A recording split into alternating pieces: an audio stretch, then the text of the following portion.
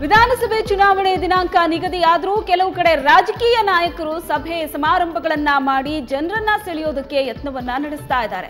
ರಾಮನಗರದ hill view ರೆಸಾರ್ಟ್ನಲ್ಲಿ SC ವಿಭಾಗದ ಮುಖಂಡರ ಸಭೆಯನ್ನ ಏರ್ಪಡಿಸಲಾಗಿತ್ತು. ಮಾಗಡಿ ಮಾಜಿ ಶಾಸಕ ಎಚ್.ಸಿ. ಬಾಲಕೃಷ್ಣ ನೇತೃತ್ವದಲ್ಲಿ ಆಯೋಜಿಸಲಾಗಿತ್ತು. ಈ ಸಭೆಯನ್ನ ಅನುಮತಿ ಇಲ್ಲದೆ ಕಾರ್ಯಕ್ರಮ ಆಯೋಜನೆ ಮಾಡಿದ್ದಕ್ಕೆ ಚುನಾವಣಾ ಆಯೋಗದ ಅಧಿಕಾರಿಗಳ ತಂಡ ಈಗ ದಾಳಿಯನ್ನ ನಡೆಸಿದೆ.